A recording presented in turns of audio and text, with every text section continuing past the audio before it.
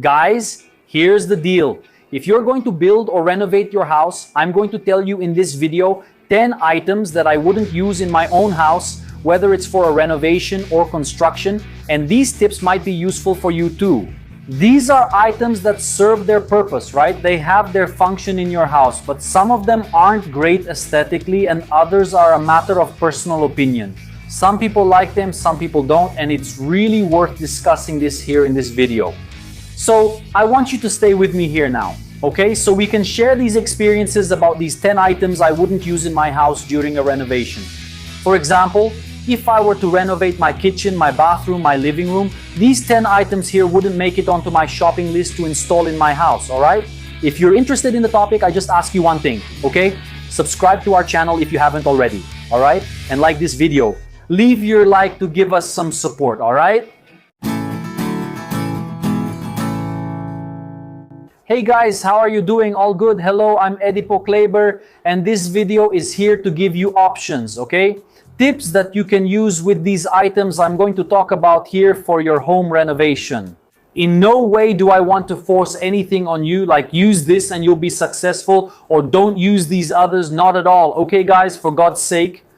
Just like I always say in the other videos, everything I bring you here is to try to help you choose the right decoration items and products to install in your home, giving you options. So first of all, I don't want to create confusion. I don't want to start arguments. I want to create solutions and help you choose the right functional decoration items for your home. And the first item I'm bringing you here is the standard square drawer in our bathroom, especially in the shower area. It's the kind of drain that everyone uses and it does its job well, I'm not going to lie. However, I would choose this click model, which is not only very functional but also very beautiful. Don't go ripping out your drain just because I'm giving you this tip here, okay guys, for the love of God. Even though this push button drain is really cheap, you can replace it and maybe you don't even need to change the base that's set into the floor. You're just going to remove the cover and put the push button drain there, okay? So, want to know the item? An item I wouldn't use in my home renovation, if I were redoing my bathroom floor, for example, is the traditional drain, the one with the little grate and the little aluminum or stainless steel screen. I just wouldn't use it. I would install this push button drain because when you press it, it opens all around, the water flows perfectly, it's great.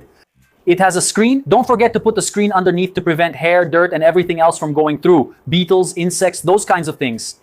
And you get a really nice look for your drain, especially for you who have a guest bathroom that everyone uses. You don't have a half bath, you have a guest bathroom, right? So install this push button drain. It's practically, of course, it's a bit more expensive than a traditional drain, but it's really worth it. It's an inexpensive item you can use not only in your bathroom, but also in your house, laundry room, balcony, or anywhere. It comes in various colors, black, gold, brown, bronze, white. You can use it in different colors, and besides serving its function, it also looks really nice on your floor. The second item here that I think is an absurd decoration choice, the spotlight above the TV. Guys, I've already told you here in other videos, in several videos, that you shouldn't put lighting above your TV in your living room. If you have a TV wall in your house, don't put lighting above it. Don't install a spotlight. There's no need to put lighting above your TV. Yeah, Ed, guys, 3 mini spotlights here that I'm going to install. Guys, understand one thing, the TV wasn't made to be illuminated. On the contrary, you actually need to have a certain, let's be clear here, the wall around your TV a little darker so that your TV is illuminated and you can enjoy your screen to the fullest, okay? There's no need for you to put 2 or 3 spotlights above and aim them there or maybe move them forward, but even then the light still hits your TV, so there's no need. I always tell you that when you're decorating your house, if you're going to do a dropped ceiling, closed cove lighting, open cove lighting, or spotlights, don't put lighting above your TV, put it on the side, okay? Ed, but my TV stand is big, it needs lighting. That's not a problem, put it on the side, don't put it above your TV, okay? That's a really good tip. When you see some videos here on the channel where there are spotlights above the TV, I mentioned it, I asked the client not to put them there, but it was their choice, okay? It wasn't my suggestion. So it's also something I wouldn't use in my house. Yeah, spotlights or any kind of lighting above the TV. Overmount sinks are a divisive topic. As for overmount sinks in the kitchen, I prefer the undermount ones. Okay, guys, I'm not gonna lie. But the overmount ones, there are even flush mounted ones, okay? That sink that's flush with the countertop, there's the undermount model and there's also that flush mounted one. Now, about the overmount sink, I'll be honest with you, I wouldn't put it in my house. It's also something that divides opinions here. I already have other videos here on the channel showing this kind of item to you, giving my opinion. But I want to emphasize, if I were to make a new sink in my house, if I were to renovate the countertop, if I were to change my countertop, if I were to change my sink, I would never install an overmount sink. I would choose an undermount sink or one that's flush with my countertop, okay? But that's really a matter of personal preference. But you can tell me here in the comments which one makes you happier in your kitchen, the overmount or the undermount sink.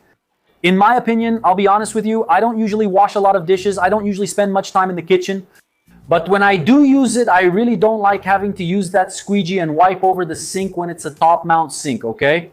I think it's much more functional to have an undermount sink or a flush mounted one when it comes to cleaning and functionality. But I respect the opinion of anyone who tells me here in the comments that they would choose the overmount sink, okay? There are some projects I've done where the client asked for it that way, and there's no problem with that. Like I told you, everyone has their own taste. We serve our clients in the best way possible, but we always give the best suggestions for aesthetics and functionality so the client can have a better day-to-day experience. So it's also an item I wouldn't use in my own house, which is a drop-in sink. A toe kick is a really good one. A shallow toe kick, whether it's in your kitchen, under the kitchen counter, under the bathroom vanity, or even in the laundry room, okay? This here is a headache to have a shallow toe kick, okay? Hey, for those who use their kitchen a lot, you can't have less than 8 centimeters of toe kick depth. Yeah, Edipo Kleber, what is a toe kick? It's nothing more than that base that goes under the cabinet, your kitchen, your cabinet, your laundry room, your bathroom cabinet, it goes underneath. It can be made of masonry. You can use a baseboard made of the same flooring. It can be made of cabinetry and then finished with the same stone used on the kitchen counter or bathroom vanity. That's no problem. But it can't be short for one reason, just one obvious explanation. Okay, guys, when you're leaning against it, try this test at home if you have a toe kick. When you're leaning there in your kitchen or your bathroom, the tip of your foot needs to be able to reach the toe kick. The cabinet ends here, and your baseboard should be about here, okay? Let me show you better here.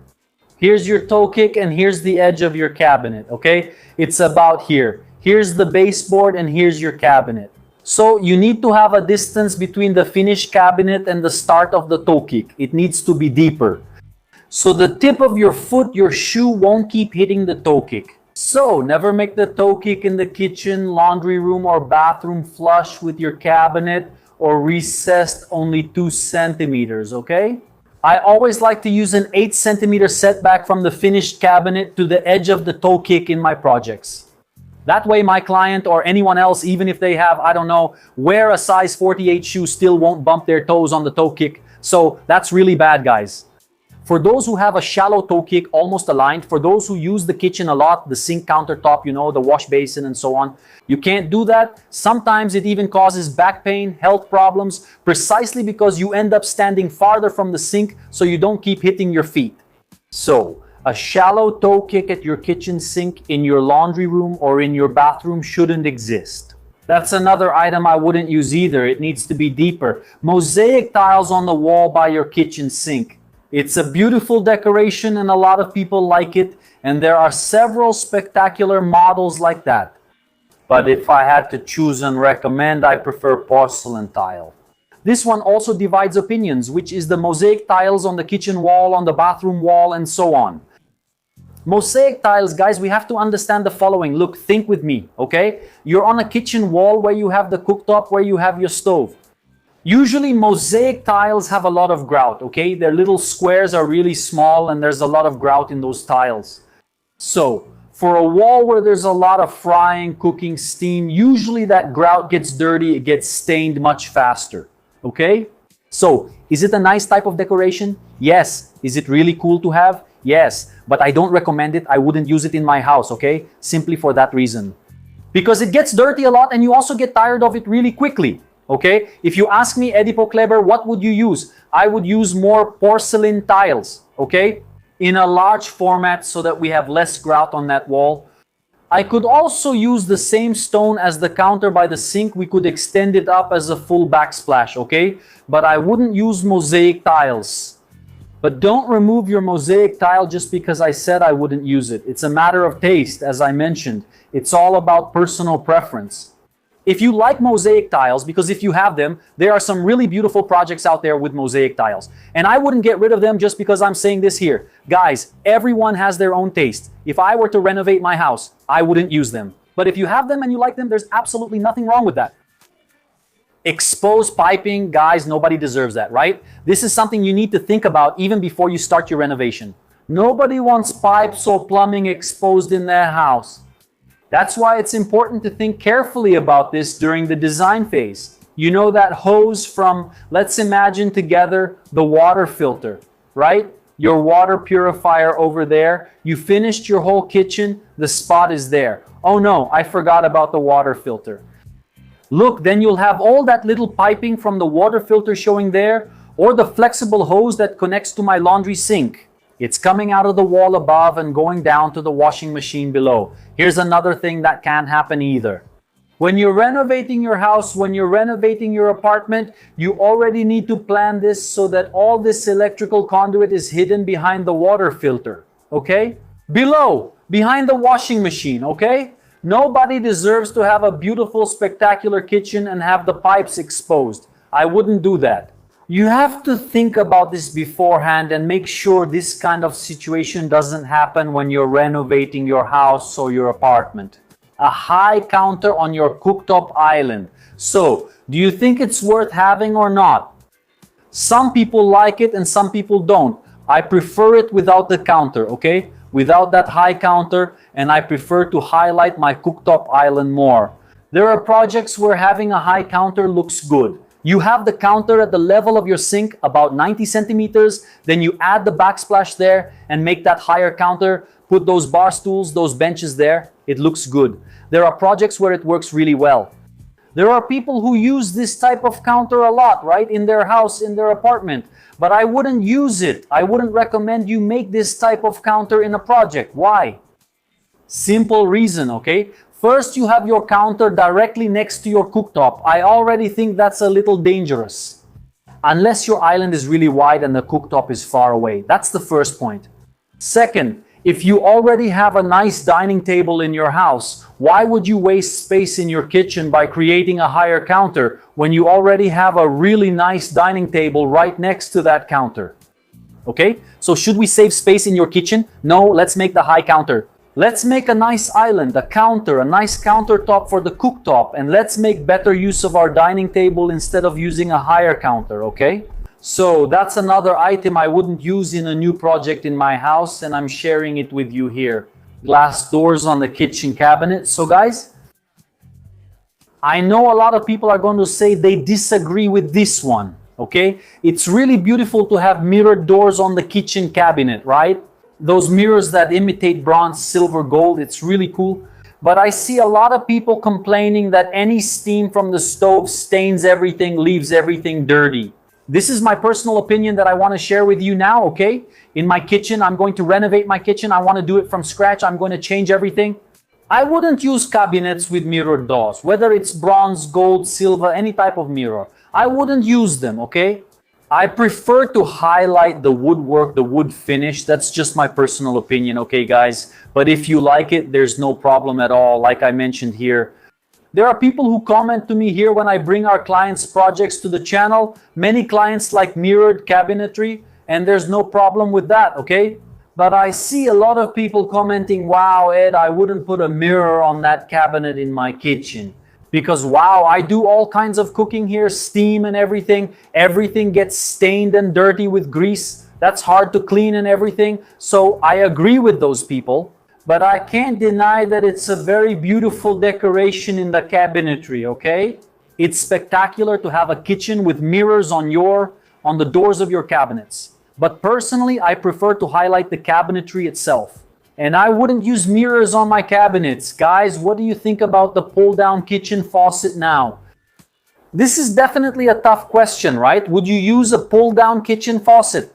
Or would you choose one that already comes with a filter, for example, or those fixed ones on your kitchen counter? A lot of people like pull-down kitchen faucets, right? Those that make that nice arch, those huge ones. They're really beautiful, really cool. I know they're awesome. You can move it around, you know? Wash the whole sink. Anyway, they're really beautiful, okay? I'm not going to lie to you. But personally, Edipo Kleber, okay? As a designer, as an architect, as a decorator, I'm always going to suggest to my clients a fixed countertop faucet, okay? There are even some models that come with a built-in filter, okay? I'm not going to mention brands here, but there are several brands out there that already have filters. They do their job very well, okay? And I would choose to go with a fixed faucet. Not that commercial style faucet with that big arch. It takes up too much space. It really takes away from it, you know? It feels, well, to speak more openly with you, the gourmet faucet in your kitchen on a balcony, it acts like it owns the place. It makes itself known. It comes to you and says, I'm the boss here. I'm the one in charge here on your countertop. So it steals all the attention from the decor. But I'll tell you, it's a spectacular faucet, very beautiful. It's worth having in your home. But I wouldn't use one of those commercial style faucets in my own house. I would choose a more understated fixed deck mounted faucet. And lastly, guys, we know that the range hood is a very functional and practically mandatory element in our kitchen. But it doesn't have to be that object that takes up all the space in your kitchen's decor. Here's another item that if you get it wrong, you're really going to regret it. First, a range hood is very expensive, okay? We're already talking about prices above 3,000 raised depending on the power and the model. There are models that go over 10,000 or even 15,000 raised. And it's a product that doesn't have to be that big bulky thing, let's put it that way, more open to install in your kitchen, okay? There are range hood models, since you're going to install it in your house, that have a cleaner look, round models, slimmer, more discreet, that you can put above your cooktop. It will definitely do a great job as a range hood in your kitchen. And it doesn't have to be big, it just needs to be more discreet, okay guys? In my opinion, the range hood can definitely be a decorative object, cool, nice, stylish. But it can't steal the spotlight from your kitchen's decor because it's an object that will come down from your ceiling and might end up hiding some decoration behind it there in your kitchen, okay? So make sure to pay attention when you're researching and choosing the range hood you're going to put in your house, okay? This goes for both the island range hood, the one that's in the middle of your kitchen, and the one that's attached to the wall. Choose a cleaner, simpler range hood, let's put it that way. All right, guys? So these are 10 items I wouldn't use in my house. I wouldn't put them in if I were renovating, if I were building, if I were replacing something. I wouldn't use these 10 items I mentioned to you in my home renovation. I hope these tips I shared here give you some options, okay? I'm bringing you some options. Don't tear down your wall just because I said that mosaic tiles are no longer in. I wouldn't use mosaic tiles on my wall, for the love of God, okay? If you have them, it's really cool to have. What I'm bringing to you here, I want to emphasize again, are just options. I'm bringing you some tips on things I wouldn't use in my house, and maybe you can relate to me and say, yeah, Edipo Kleber, I agree with you. It was worth it. Thank you so much for bringing this content, this video to alert me and give me this tip. And I'll take this opportunity to ask for your like right now. If you've made it this far with me in this video, go ahead and like this video, okay? Leave your like, comment on which of these 10 items you would or wouldn't use, and subscribe to our channel if you haven't already, okay guys? Take care and see you in the next video.